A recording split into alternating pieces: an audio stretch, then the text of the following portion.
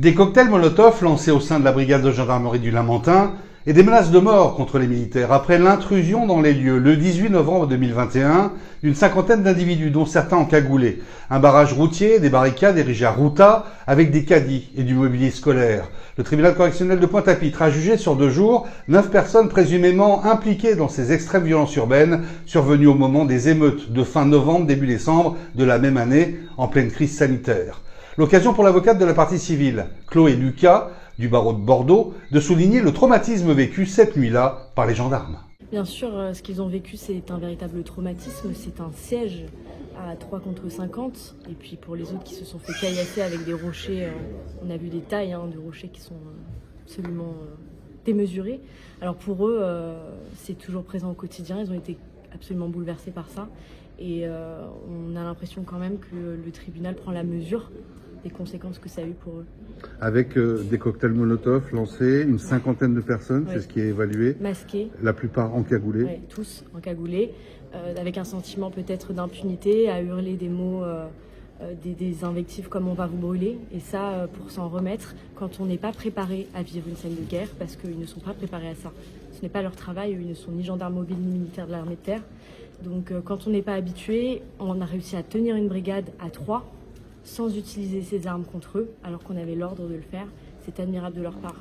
Et j'espère que les prévenus comprennent que ça aurait pu être dramatique. Vous avez été étonné de ne pas entendre de véritables revendications de cette action et notamment aussi, puisque c'était en même temps fait, les barrages qui ont été érigés autour de la commune. Bien sûr, ça a été la question du pourquoi qui était la plus importante pendant ce procès. Ça a été un vide intersidéral, la réponse. On a entendu un peu tout et n'importe quoi. Certains disaient que ça leur faisait plaisir, d'autres que c'était pour faire comme les autres. Mais il n'y avait aucune revendication sociale derrière. En fait, en réalité, ils ne savent pas vraiment pourquoi ils ont fait ça, si ce n'est l'euphorie du moment de voir la Guadeloupe s'embraser. Vous étiez là donc en partie civile, donc vous n'étiez pas là pour requérir. Vous avez entendu les réquisitions de la procureure de la République. C'est à votre mesure de ce que vous demandiez? Je pense qu'elle a pris également la mesure de tout ça et elle a bien précisé que c'était aussi au regard des préjudices qui subsistent pour nos clients et des conséquences qu'ils vont avoir toute leur vie de ces faits. Donc je pense que tout ça, ça a été très très bien fait. Parmi les prévenus, Samuel Kraï, 48 ans, présenté comme celui qui, selon l'accusation, a manipulé les plus jeunes par des instructions données. Il sera également poursuivi dès janvier prochain devant le tribunal correctionnel de Fort-de-France dans l'affaire dite des grands frères. Sur les bancs de la défense, maître Johan Dahomey s'est chargé de rappeler au tribunal les revendications de l'époque pour s'opposer à l'obligation vaccinale des personnels soignants, mais pas que. Oui, c'était vraiment important de revenir sur le pourquoi. C'est-à-dire qu'on n'est pas arrivé sur cet événement isolé dans la commune du Lamentin, mais il y avait bien, sur cette période-là, toute la Guadeloupe qui était à feu à sang et essentiellement les jeunes s'étaient retrouvés sur les barrages. On n'avait plus les syndicalistes sur les barrages, mais on n'avait que les jeunes qui, au final, avaient des revendications et des protestations qu'ils ont exprimées d'une manière qui n'est pas forcément audible, telle qu'on souhaiterait qu'elles soient entendues, avec des doléances, un cahier de doléances, mais ce sont des revendications qui sont légitimes. Et cela montre surtout la limite de l'État sur la politique de la jeunesse, la limite de l'État sur ce qu'elle offre institutionnellement en Guadeloupe et qui démontre qu'on est au bout d'un système qui ne nous correspond pas, qui ne correspond pas à notre tissu social. Et ces événements de novembre 2021 l'ont démontré largement. Suite à une réflexion du parquet hier, lors de la première journée, le bâtonnier maître Germani a souligné le fait qu'on démontrait clairement que lorsqu'on est salarié, on a le droit de grève, mais lorsqu'on n'a pas de contrat de travail, on n'a pas le droit de faire la grève. Fermez-la, avait-il ajouté. C'est un peu votre sentiment ? C'est un sentiment que je partage amplement, puisque le parquet nous dit qu'en fait la grève est organisée dans le cadre du contrat de travail, que ce n'est qu'à ce titre qu'on peut protester, mais la protestation elle est sociale.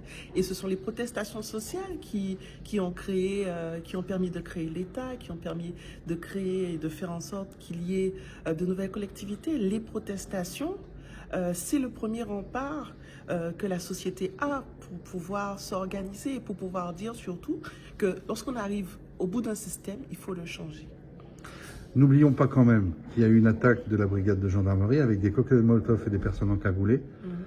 Ça, c'est quand même difficile à défendre. Mais il n'y a pas eu que ça en fait. Il n'y a pas eu que ça. toutes les institutions ont été attaquées. Toutes les institutions. Ce n'était pas uniquement dirigé contre la brigade de gendarmerie du Lamentin ad nominem. On va se battre contre la brigade. Mais en fait, il y a eu ces fameux magasins plus bas. Il y a eu les ronds-points pour empêcher la circulation. Il y a eu pas mal d'entraves. Donc, cet événement, il est malheureux. Je respecte l'ordre. Je respecte le travail des gendarmes. On contribue tous à l'œuvre de justice. Mais il ne faudrait pas stigmatiser au final ce qui s'est passé au mois de novembre 2021 uniquement à cette attaque de gendarmerie.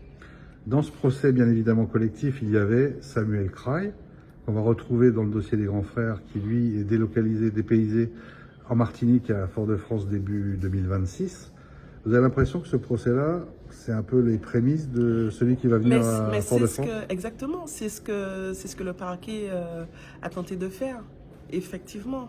C'est mettre en avant Samuel Kraï, obtenir une première condamnation en vue du fameux procès qui est à venir et pour lesquels je pense que mes excellents confrères sauront démontrer que l'accusation ne tient pas. Et il fallait bien une brèche, une entaille.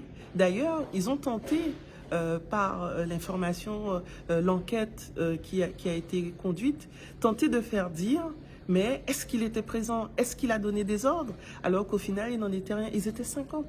Près de 50 sur ces fameux barrages. Et sur l'attaque de la gendarmerie. Et sur l'attaque de la gendarmerie.